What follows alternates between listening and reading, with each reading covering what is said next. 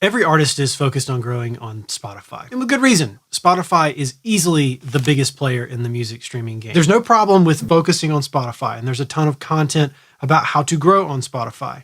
But if we want to take it a step further and grow in multiple places at once, that's a worthwhile goal too. We can do that by running a campaign through meta ads for every single platform, or we can do an ad set for every single platform individually. We can spend $10 to grow on Spotify every day, $10 to grow on Apple, $10 to grow on YouTube, et cetera, et cetera. But not all of us have bottomless pockets, right? So you start spending $10 a day on every single platform, that's going to add up really fast.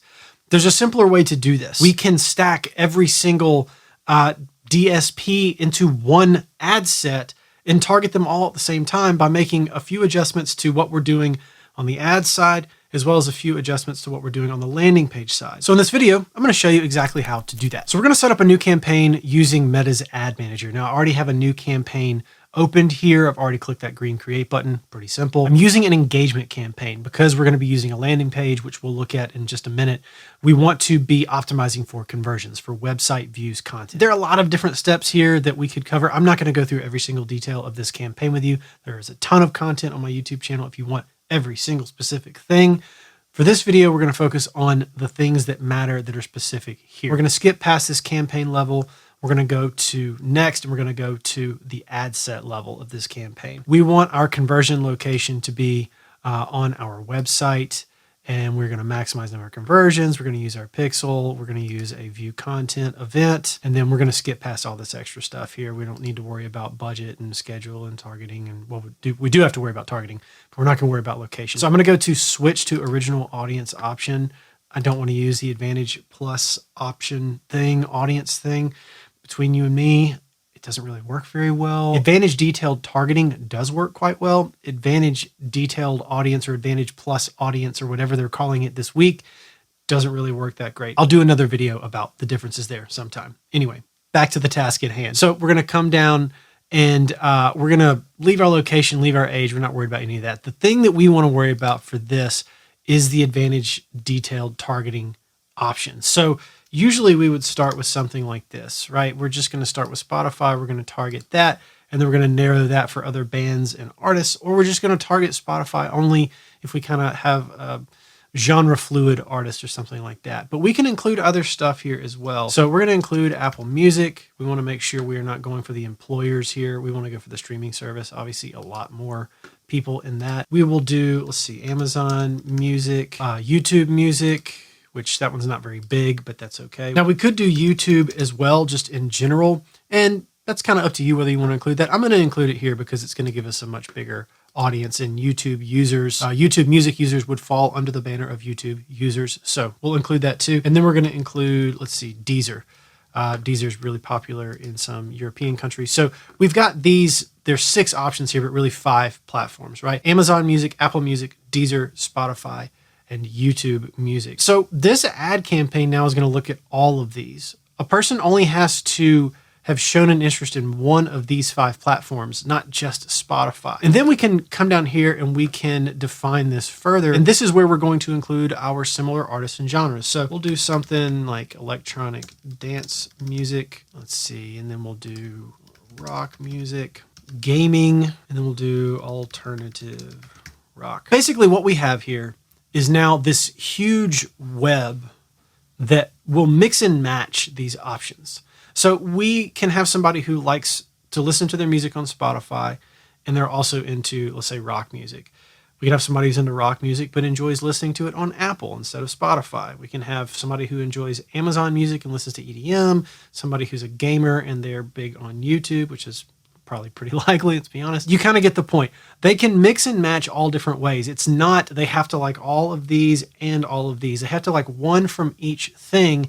And by including multiple options in each of these sections here, we're giving a whole lot of crossover interest, opportunity, and possibility for the system to discover people who are going to enjoy our music. So now from here, it's just a matter of doing all the other details inside of this campaign, you know, update placements. Definitely don't use Advantage Plus placements, use manual placements. And then we'll go next, and then we'll set up our ad, we'll include our ad creative, and we'll drop in a link to our landing page. So the difference here between a campaign like this and a campaign where we're just targeting Spotify really is the landing page. Now, with a campaign that just targets Spotify, we generally like to only include Spotify on the landing page when we are really focused on sending people only to Spotify. We will sometimes include other options on that landing page too, but we often will limit that to 3. We don't want to give like a ton of options. But with a campaign like this, we don't really care where they end up. We just want people listening. We want to get growth across any and all of these platforms. If we just get Apple Music listeners and followers or favorites, that's cool. If we get just Spotify, that's cool too.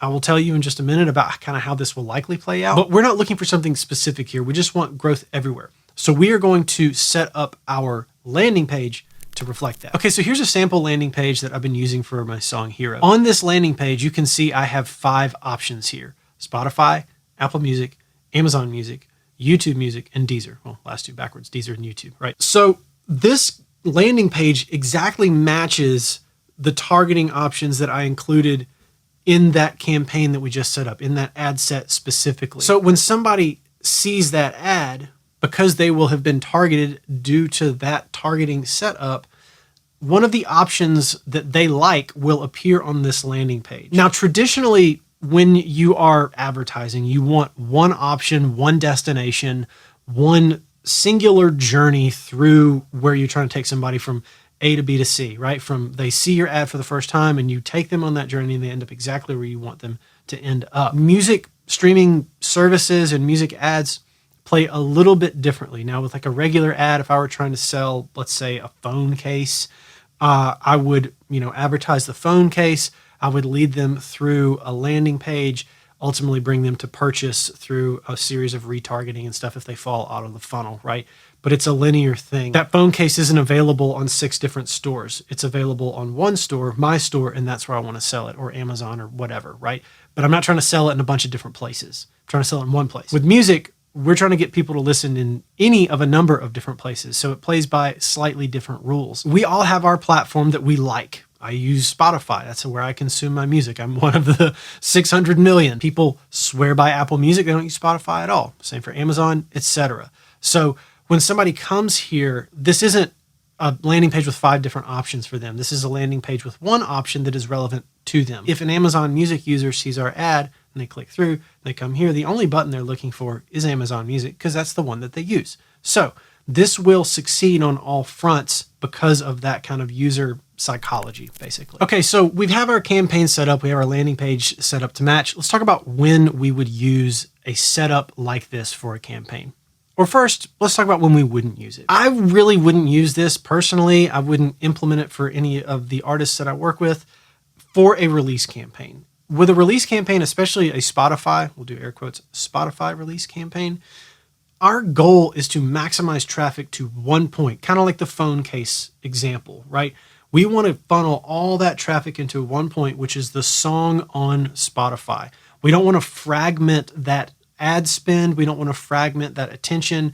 We're trying to get it all in one place. So if you're trying to run a release campaign that maximizes release streams within the first couple of days or the first week or whatever, you're trying to trigger release radar and then get that song on the Discover Weekly, I really wouldn't do a setup like this. This kind of a setup is best reserved for those who are on, let's say, a limited budget, who want to maximize the spread of their ad spend in a simple way on a regular, ongoing basis. So if you're spending, let's say, $10 a day, like clockwork, and you are not really changing it a whole lot, you're just dropping new songs in, whatever, and you just want to see that kind of general growth and consistency across any and all platforms that are important to you, that's when I would use this campaign. Now, as far as results go, the overwhelming majority of the traffic is likely going to end up on Spotify. But you're also going to get a little bit more traffic maybe than you otherwise would to the other